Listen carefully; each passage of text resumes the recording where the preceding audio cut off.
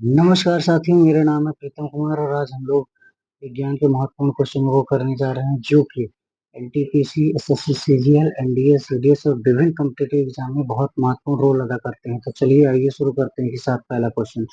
एक सुई या पिन जल के पृष्ठ पर इसके कारण प्लवमान होता है। ऑप्शन सी करेक्ट हो जाएगा। पृष्ठ तनाव के कारण। पृष्ठ तनाव के कारण कोई भी हल्की या नुकीली चीज, सुई, पिन या ब्लेड जल की सतह पर तैरती है। पृष्ठ तनाव किसी भी द्रव का वह गुण है जो द्रव की स्वतंत्र सतह का कम से कम क्षेत्रफल रखने का प्रयास करता है। पृष्ठ तनाव बराबर बल बटे लंबाई होता है। आगे देखेंगे, जल का घनत्व मिट्टी के तेल के घनत्व की अपेक्षा अधिक होता है।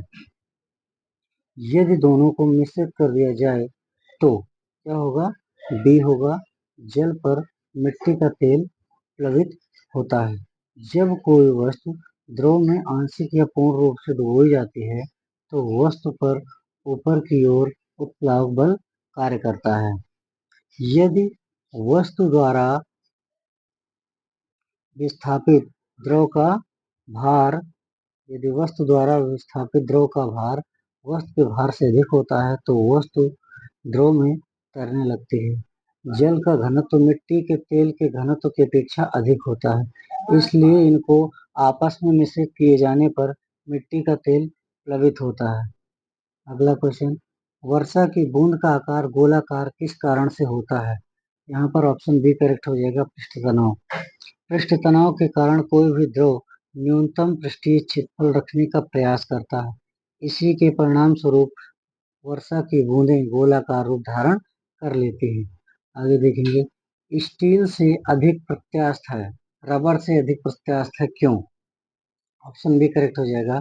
स्टील रबर से अधिक कठोर है। जब किसी वस्तु पर बराबर बाहरी बल आरोपित किया जाता है तो वह वस्तु की आकृति में परिवर्तन लाने का प्रयास करता है। इसे विरूपक बल कहा जाता है। जब यह बल हटाया जाता है तो वस्तु अपने प्रारंभिक अवस्था में आने का प्रयास करती है। इस प्रत्यास्थता का गुण इसे प्रत्यास्थता का गुण कहा जाता है। रबड़ की अपेक्षा इस्पात में अधिक कठोरता होती है, इसलिए प्रत्यास्थता का गुण भी अधिक होता है। आगे देखेंगे, निम्नलिखित में से वह उपकरण कौन सा है जिसका प्रयोग पवन के बल एवं वेग के मापन के लिए किया जाता है? यहाँ पर ऑप्शन बी करेक्ट हो जाएगा। एनेमोमीटर। एनेमोमीटर द्वारा पवन की सामर्थ्य, बल तथा वेग का मापन किया जाता है। एनेमोमीटर द्वारा विद्युत धारा, ऑडियोमीटर द्वारा श्रवण क्षमता तथा अल्टीमीटर द्वारा ऊंचाई का मापन किया जाता है। अगला क्वेश्चन, स्टील से बनी गोलाकार गेंद को मरकरी के पात्र में डालने पर वह ऑप्शन बी करेक्ट हो जाएगा।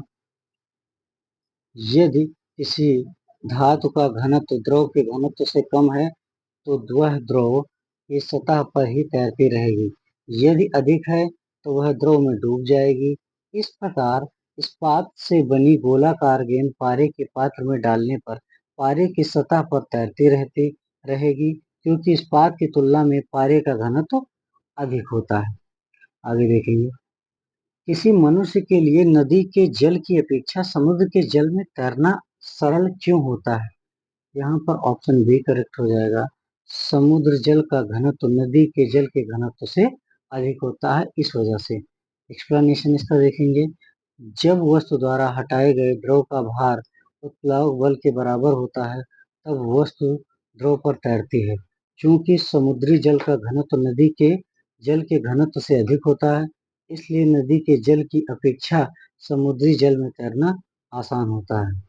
अगला क्वेश्चन, निम्न में से किसमें संवहन होता है? ऑप्शन बी करेक्ट हो जाएगा। केवल द्रवों एवं गैसों में।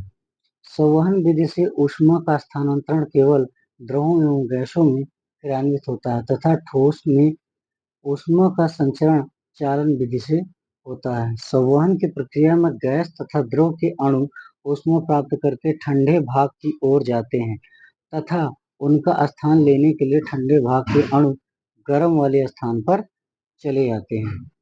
अगला क्वेश्चन, तूफान की भविष्यवाणी की जाती है जब वायुमंडल का दाब, ऑप्शन सी करेक्ट हो जाएगा, सहसा कम हो जाए। वायुमंडलीय दाब का एकाएक गिरना आंधी तूफान के आने का संकेत देता है। इसी के आधार पर मौसम की भविष्यवाणी की जाती है।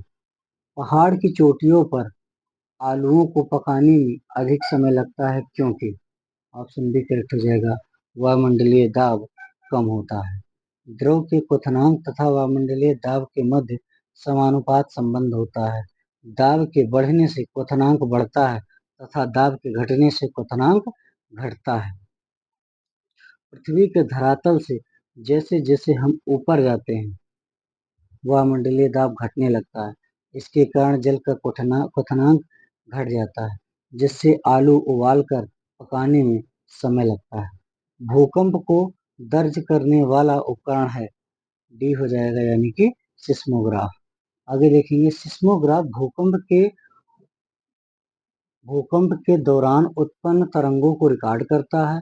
यह डेटा को आरेखीय रूप से प्रदर्शित करता है। सोडा लाइम की एक बोतल को गर्दन से पकड़ा गया है और ऊर्ध्वाधर वृत्त में तेजी से घुमाया गया है। बोतल के किस भाग के निकट बुलबुले एकत्र होंगे? ऑप्शन सी करेक्ट हो जाएगा, यानी गर्दन के निकट। एक्सप्लेनेशन देखेंगे इसका, सोडा लाइम की बोतल को गर्दन से पकड़कर ऊर्ध्वाधर वृत्त में तीव्र गति के साथ घुमाने पर बुलबुलों का एकत्रीकरण बोतल के गर्दन के पास अधिक होता है। बुलबुले सामान्यतः खुले पृष्ठ की ओर गति करते हैं। यदि तुम किसी यदि तुम किसी पात्र के तल पर द्रव के दाब की गणना करना चाहते हो तो उसे निर्धारित करने के लिए कौन सी मात्रा अपेक्षित नहीं है? डी, पात्र के तल के पृष्ठ का क्षेत्रफल। देखेंगे, द्रव का दाब होता है Hpg, द्रव स्तंभ की ऊंचाई गुणे द्रव का घनत्व गुणे गुरुत्वीय त्वरण। उपयुक्त सूत्र के आधार पर यह कहा जा सकता है कि किसी पात्र के तल पर द्रव दाब की गणना हेतु पात्र के तल का पृष्ठ क्षेत्रफल आवश्यक नहीं है। आगे देखेंगे, द्रव चालित मशीनें किस सिद्धांत में काम करती है? ऑप्शन सी करेक्ट है, यानी पास्कल के सिद्धांत। पास्कल के नियमानुसार जब किसी परिबद्ध द्रव पर दबाव आरोपित किया जाता है तो ऐसी स्थिति में वह दबाव संपूर्ण द्रव में सभी दिशाओं में समान रूप से संचालित होता है। इस सिद्धांत के आधार पर द्रव दाब चालित ब्रेक तथा लिफ्ट आदि का क्रियान्वयन किया जाता है। आगे देखेंगे, पानी की बूंदों का तैलीय पृष्ठ पर न चिपकने का कारण है ए, आसंजक बल का अभाव। पानी के अणुओं के बीच आसंजक बल पानी तथा तेल के अणुओं के बीच लगने वाले आसंजक बल से अधिक होने के कारण पानी की तैलीय बूंद पृष्ठ पर नहीं चिपकती है। आगे देखेंगे, जब शुद्ध जल में डिटर्जेंट डाला जाता है तो पृष्ठ तनाव क्या होता है? बी, घट जाता है। द्रव का पृष्ठ तनाव विलेयक की घुलनशीलता पर आधारित होता है। विलेयक की घुलनशीलता अधिक होने पर पृष्ठ तनाव अधिक होगा तथा कम होने पर द्रव का पृष्ठ तनाव कम होगा। डिटर्जेंट की घुलनशीलता कम होने के कारण द्रव का पृष्ठ तनाव कम होगा। आगे देखिए, निम्नलिखित का मिलान कीजिए। वाष्पन, द्रव से गैस, ऊर्ध्वपातन, गैस का द्रव, हिमीकरण, ठोस से गैस, या पिघलना, ठोस से द्रव। तो यहाँ पर क्या हो जाएगा? ऑप्शन ए करेक्ट हो जाएगा, यानी कि वाष्पन क्या हो जाएगा? द्रव से गैस में रूपांतरण, ऊर्ध्वपातन ठोस से गैस में, हिमीकरण गैस से द्रव में, और पिघलना ठोस से द्रव में रूपांतरण। आगे देखेंगे, वायुमंडलीय हवा पृथ्वी पर रखी जाती है किसके द्वारा? गुरुत्व द्वारा, पवनों द्वारा, बादलों द्वारा और पृथ्वी के घूर्णन द्वारा। ऑप्शन ए करेक्ट हो जाएगा। किसी भी ग्रह पर वायुमंडल की स्थिति उस ग्रह के गुरुत्वाकर्षण बल के कारण होता है। गुरुत्वाकर्षण बल जितना अधिक होगा, वायुमंडल की सघनता उतनी ही अधिक होगी। पृथ्वी पर वायुमंडलीय हवा की उपस्थिति का कारण पृथ्वी पर गुरुत्वाकर्षण बल ही है। धक्का सह प्रायः स्टील के बनाए जाते हैं क्योंकि सी ऑप्शन करेक्ट हो जाएगा, उसकी प्रत्यास्था अधिक होती है। एक्सप्लेनेशन देखें इसका, जिस वस्तु का पदार्थ प्रत्यास्था का गुण जितना ही अधिक होगा, वह वस्तु का पदार्थ उतना ही अधिक धक्का सहने की क्षमता रखेगा। प्रत्यास्थता किसी भी वस्तु का वह गुण है जो विरूपक बल का विरोध करता है। इस्पात का प्रत्यास्थ गुण अन्य पदार्थों की तुलना में अपेक्षाकृत अधिक होता है, इसलिए धक्का सह निकाय स्टील के ही बनाए जाते हैं। आगे देखेंगे, तप्त जल के थैलों में जल का प्रयोग किया जाता है क्योंकि, ऑप्शन सी करेक्ट हो जाएगा, इसकी विशिष्ट ऊष्मा अधिक होती है। तप्त जल के थैलों में जल का प्रयोग सिकाई के लिए किया जाता है क्योंकि जल की विशिष्ट ऊष्मा अधिक होती है। आगे देखिए, दृढ़तांक निम्नलिखित में से किसका अनुपात है? ऑप्शन सी करेक्ट हो जाएगा, और अपरूपण प्रतिबल के साथ अपरूपण विकृति। दृढ़ता गुणांक अपरूपण प्रतिबल तथा अपरूपण विकृति के अनुपात को कहा जाता है। इसका मात्रक न्यूटन प्रति मीटर स्क्वायर अथवा पास्कल होता है। आगे देखेंगे, जब कोई जहाज नदी से समुद्र में प्रवेश करता है तो क्या होता है? ए, वह थोड़ा सा ऊपर उड़ जाता है। जब किसी वस्तु का किसी द्रव में तैरना उस द्रव के उत्प्लवक बल के कारण ही होता है, इसके साथ ही द्रव का घनत्व भी सहायक होता है।